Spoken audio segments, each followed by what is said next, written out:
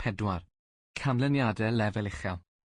Mae'r cynllun hwn wedi ei strwythuro yn erbyn 4 maes gweithredu cyffredinol, sy'n cyd-fynd ag un o'r 7 nod llesiant cenedlaethol yn neddf llesiant cenedlaethau'r dyfodol, Cymru, cymdogaethau, lleoedd a thrafnidiaeth, cyflogaeth, incwm ac addysg, byw'n annibynnol, iechyd a gofal cymdeithasol, a hefyd cyfiawnder ac amgylcheddau cefnogol, ar gyfer pob un o'r 4 maes. Mae'r cynllun hwn yn nodi ein canlyniadau lefel uchel cyffredinol a'r canlyniadau mwy manwl rydym am eu cyflawni dros y 10 mlynedd nesaf.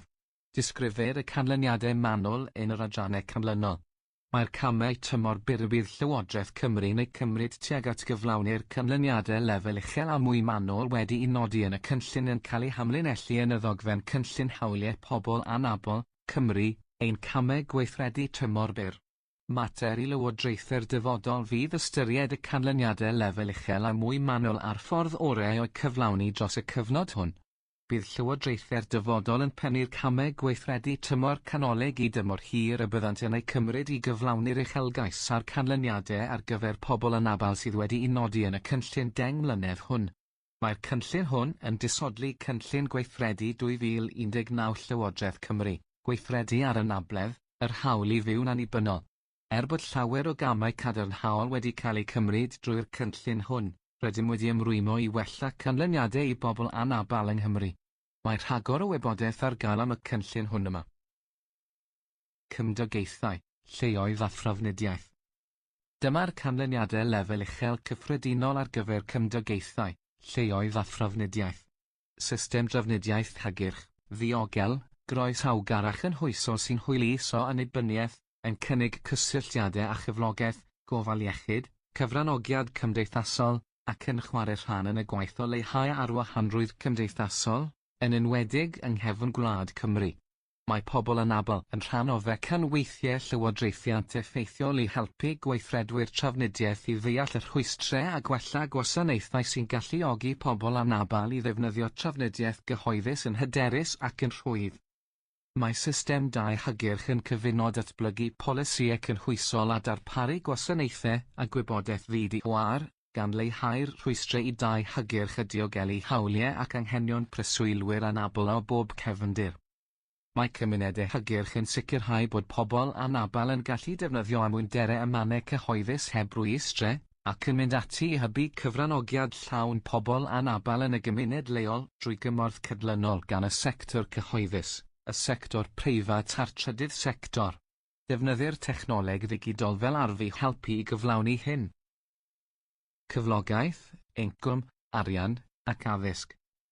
Dyma'r canlyniadau lefel uchel cyffredinol ar gyfer cyflogaeth, incwm ac addysg. Mae agwedd gynhwysol at gyflogaeth, gwirfoddoli, incwm a chaffael cyhoeddus yn helpu pobl anabl i gael mynediad cyfartal at waith teg a boddhaus drwy fabwysiadu arferion recriwtio a gweithio cynhwysol, rhagor o gyfleoedd i ddatblygu sgiliau, a gwell mynediad at gymorth hunangyflogaeth. Mae plant a phobl ifanc anabl yn gallu arfer eu hawl i addysg a theimlo'n ddiogel ac wedi cynnwys yn eu lleoliadau addysgol, lle mae eu hanghenion addysgol yn cael ei nodi a'i bodloni, yn ogystal â drwy ddysgu sy'n adlewyrchu anghenion, profiadau a hawliau pobl anabl.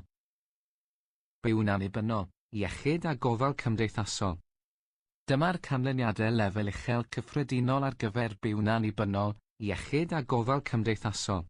Llai o anghydraddoldebau economaidd gymdeithasol ymysg pobl anabl, gan gynnwys mynediad at fudd-daliadau lles sy'n galluogi pobl anabl i fyw'n annibynnol ac i dalu costau byw.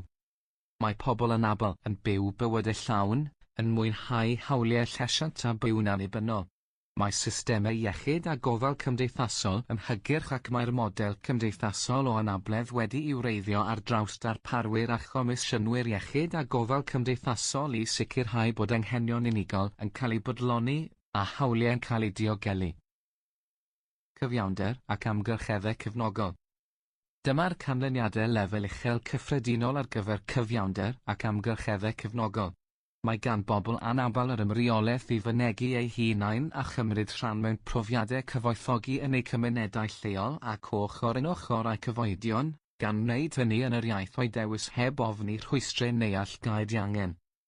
Mae pobl anabl yn cael ei grymuso drwy fynediad tegat adnoddau digidol a heb fod yn ddigidol, technolegau cynorthwyol, a llwyfannau hygyrch sydd wedi eu dylunio o amgylch anghenion defnyddwyr. Mae hyn yn sicrhau bod pawb yn gallu cymryd rhan lawn ym mhob agwedd ar gymdeithas mewn ffyrdd o'i dewis. Mae'r rhwystrau rhag ymgysylltu digidol yn cael sylw drwy ddilynio sy'n canolbwyntio ar y defnyddiwr a darparu sianeli eraill. Enghraifft, nad ydynt yn ddigidol, gan helpu i sicrhau nad oes unrhyw berson anabl yn cael ei adael ar ôl mewn byd sy'n dod yn fwy digidol. Mae profiadau pobl anabl o'r systemau cyfreithiol a chyfiawnder, sifil a throseddol, yn cael ei gwella drwy wasanaethau wedi eu cyd-drefnu'n well, gwybodaeth am hawliau, cymorth ymatebol i oroeswyr camdriniaeth, a gwelliannau cadarn sy'n seiliedig ar dystiolaeth.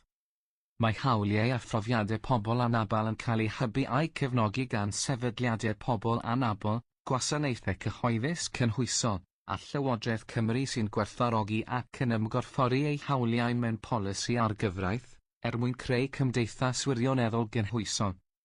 Mae profiadau pobl anabl o'r systemau cyfreithiol a chyfiawnder, sifil a throseddol, yn cael ei gwella drwy wasanaethau wedi eu cyd-drefnu'n well, gwybodaeth am hawliau, cymorth ymatebol i oroeswyr camdriniaeth, a gwelliannau cadarn sy'n seiliedig ar dystiolaeth.